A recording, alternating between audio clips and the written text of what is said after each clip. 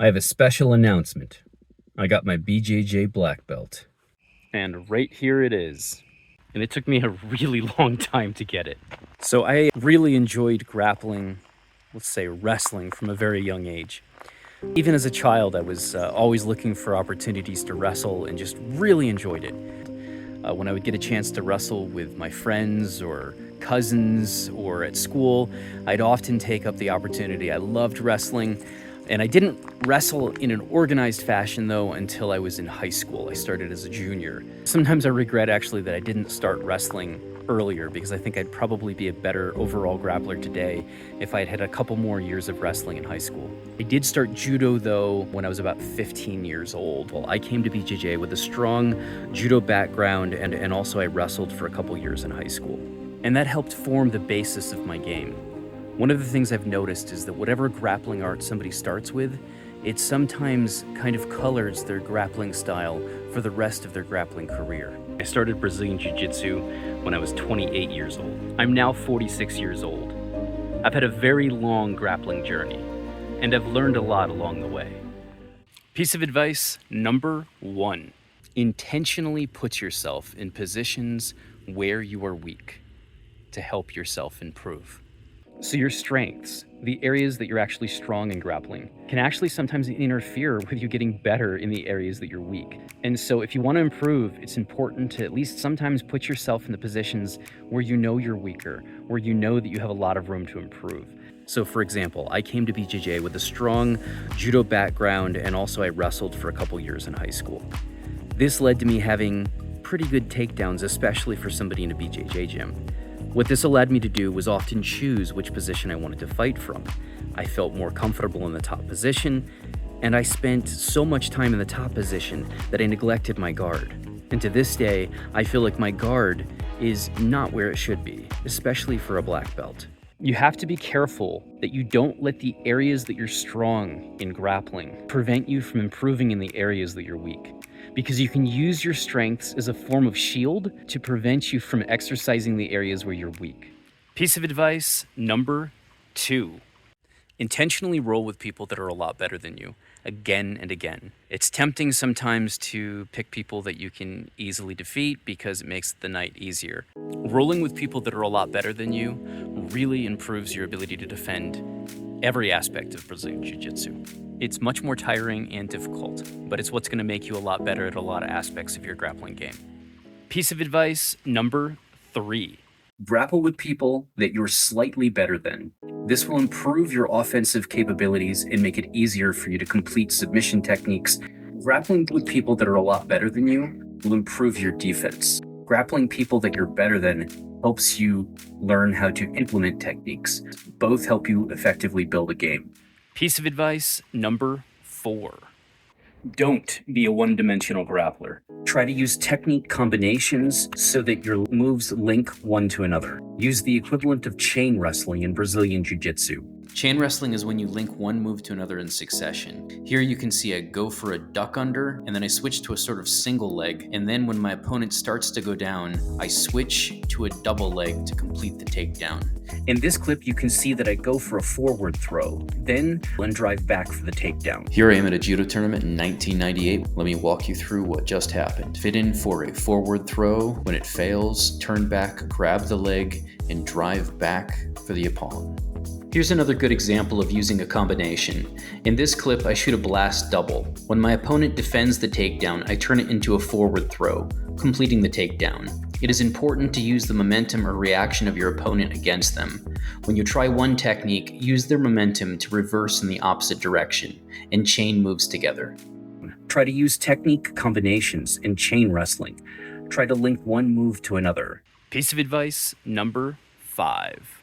Try to cross-train with at least one other style of grappling, whether that's wrestling, judo, sambo, etc. This will allow you to access techniques that you're less likely to perfect in a Brazilian Jiu-Jitsu gym. Different grappling styles teach you to execute different techniques. They provide you with different skill sets. But almost every grappling style that trains live resistance training provides you with techniques that are complementary to Brazilian Jiu-Jitsu. These will complement your game and give you tools that other Brazilian Jiu-Jitsu practitioners may be less prepared to handle. It sometimes gives you the element of surprise. People train to be effective at defending against specific techniques, and when you approach them with a technique that they haven't practiced a lot of resistance to the technique, it sometimes allows you to be more effective at implementing that technique. I found that sometimes, for example, when you're competing against somebody that has a wrestling background, sometimes they're less prepared for a judo foot sweep. Likewise, I found that some BJJ practitioners were less prepared for certain wrestling moves. One of the nice things about mixing techniques from other styles into your Brazilian Jiu-Jitsu game is you don't always have to come with an expert level execution of that technique. Even if you bring a technique from another style into the Brazilian Jiu-Jitsu gym, sometimes even if you only have a mediocre level execution of that technique, if the Brazilian Jiu-Jitsu practitioner who you're competing against doesn't have practice defending against that technique, sometimes even a mediocre execution will be enough to catch even a higher level BJJ practitioner, just because they're not practiced with defending against that technique. So bring moves from other styles, and that will complement your grappling game. Even if you only attain a mediocre level of execution of these techniques from different styles, it will still be other tools in your toolbox. When you're grappling against somebody, you want to find a hole in their game, something that they're not prepared to defend against, and then capitalize on that weakness. Piece of advice number 6. Do weightlifting and strength training. Contrary to what some might say, strength is actually really important. When you're strong, you can implement techniques with more power. The more power that's behind your technique, the more effective it will tend to be. Strength allows you to move the body of your opponent. It allows to put them into position to set up different techniques. Strength allows you to actually lift your opponent clean off the mat. It allows you to defend both takedowns and submissions with greater efficacy. Strength is incredibly important. Strength helps in almost every single area of grappling. In short, strength is a tool both for offense and defense, and the more you have of it, the more effective you will tend to be. Piece of advice number 7. Grappling engages almost every muscle found in the human body. So when you do strength training, try to engage a wide range of muscles. You want strong arms, and strong legs, and a strong back, and strong hips, etc. Piece of advice number 8. Spar a lot. Live grappling rolls is the primary mechanism through which you're going to improve at grappling. It's through live grappling that you learn how to pressure test your skill set and learn how to do techniques when you have a resisting opponent. I really can't emphasize this enough. Drilling is important and really helps you expand your understanding of technique concepts, but it's through live grappling that you actually learn how to implement techniques. Piece of advice number 9.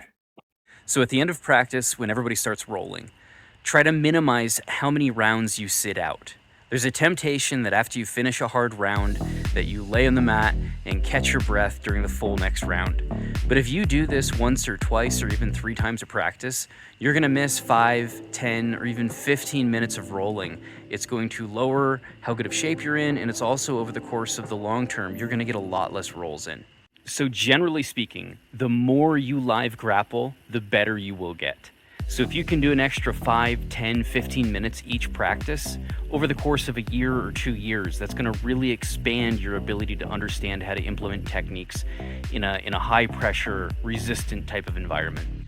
So part of what I'm saying here is roll, roll, roll. Piece of advice number 10. Don't quit.